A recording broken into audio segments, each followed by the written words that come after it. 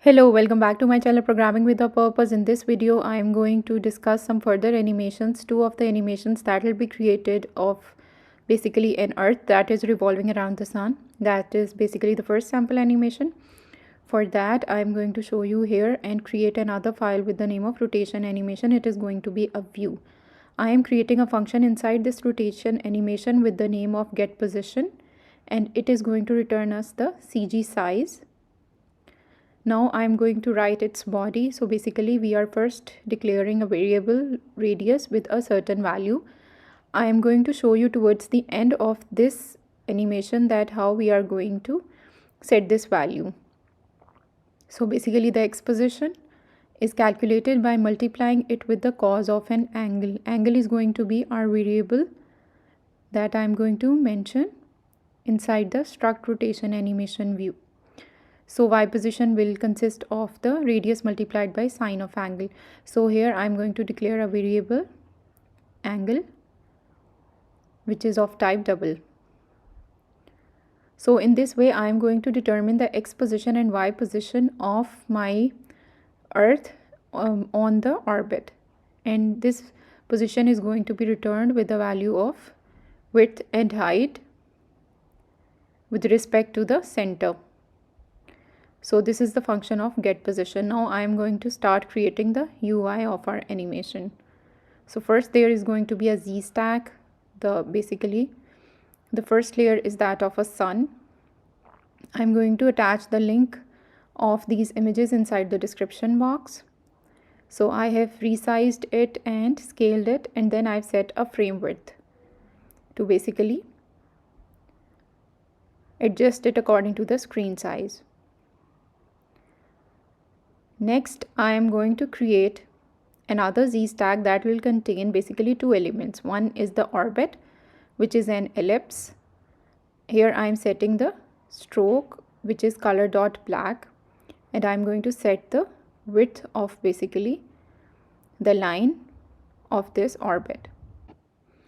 Now here I am setting the line width as 2, and after that you can see here that on the UI it is looking like an orbit but in landscape mode. So convert it into a portrait mode. I have set the rotation effect with dot degrees 90.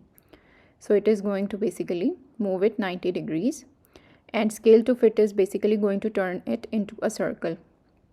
If you want to keep it an ellipse, you need to set a frame width and height so that it is visible inside the screen.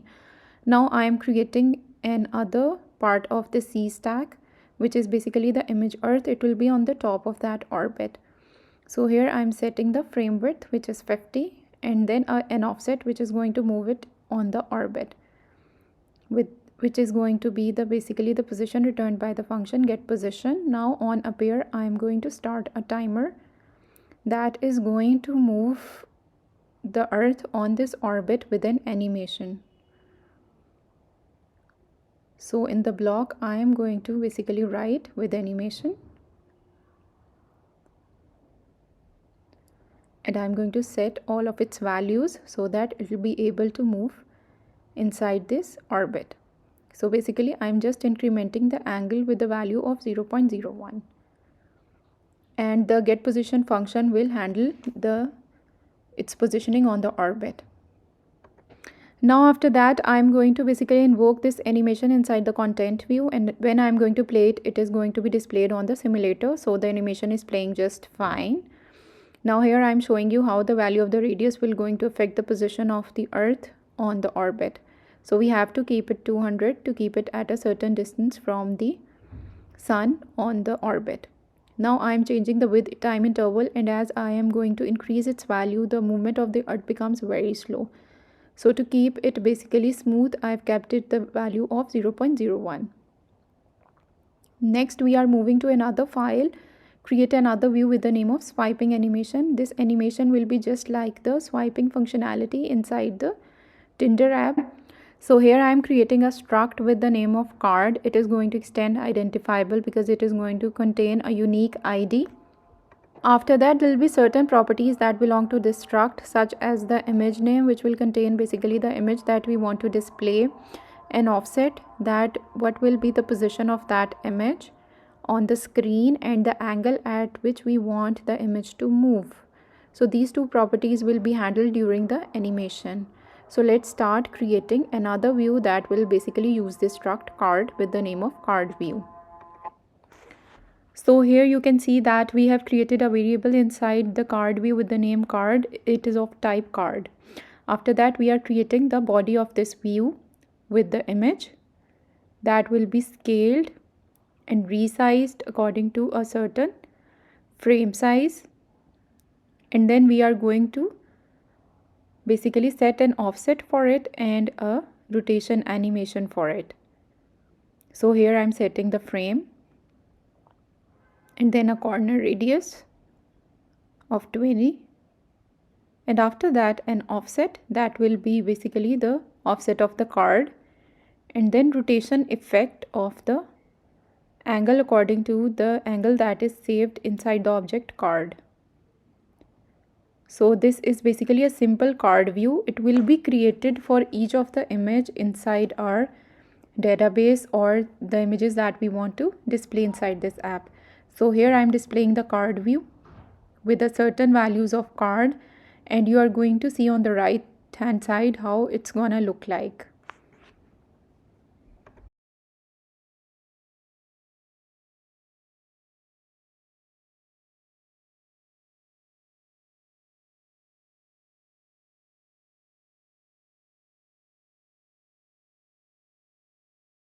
So I have picked the image aerial view, and as you can see that it is looking like just on the right hand side with some rounded edges.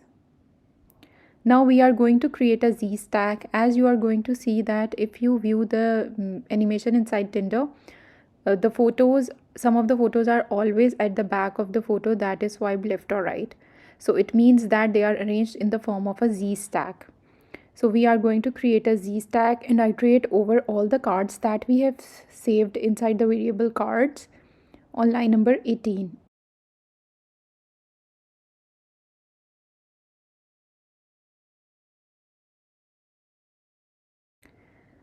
So here I am creating the card view and passing it the card that we are going to get from the object cards at a certain index. And then I'm going to add some functionality of swiping on it. So basically I'm adding the identifier.gesture, and it is going to be a drag gesture on changed. So when we are going to change the position of the object, what it's going to do. First is basically we are going to get the gesture, and with animation I'm going to show you here what we are going to do. We are going to apply a linear animation of a certain duration, and then I'm going to change basically an offset of this card at a certain index. So first I'm going to set it as gesture.translation. So you are going to see that how the card is going to move when we are going to move it up and down. So it has some free movement on the screen according to the location we are going to move our mouse in the simulator, which is going to mimic our touch on the screen.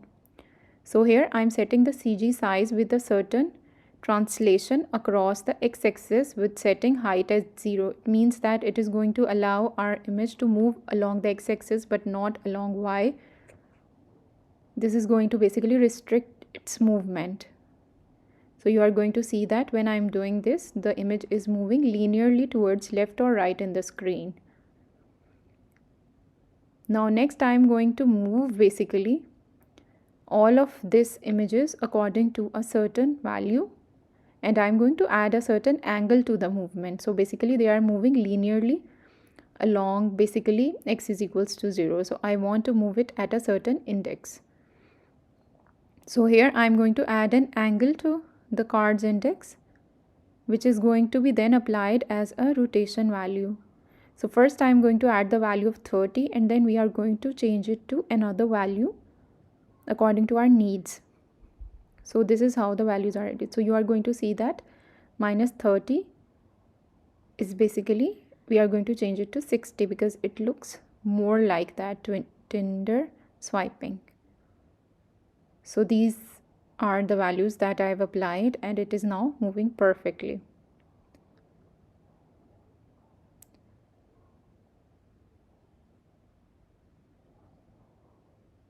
So now I am going to play this animation on my simulator device, but first I need to set it as an animation inside the content view.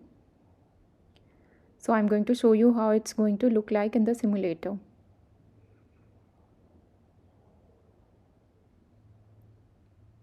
So this is how you are going to move left and right, and the UI will change. So now I'm going to show you basically the effect of the certain values. So if I'm going to change this value of linear duration, you can see that not much difference is visible. So I've set it to 1.5 now. It is just going to slow the animation a bit, but majorly the animation is taking place according to this value, the width that I'm going to change, because it is going to then move the object to a certain width. So if I've set it to a very low value, the image will linger in the screen, but we want to basically send it away from the screen, so we have set it to 8, but in certain conditions it is still going to be placed on the screen, so I've set it to 10. So it is working quite nice, but if the gesture is a bit slow, it is still going to be a part of the screen. So we can add basically a threshold here that will basically help us to apply a certain basically momentum to the image movement. So this is all for this tutorial. I hope you have learned something from it. Do not forget to like and share this video, subscribe to my channel, and thanks for watching.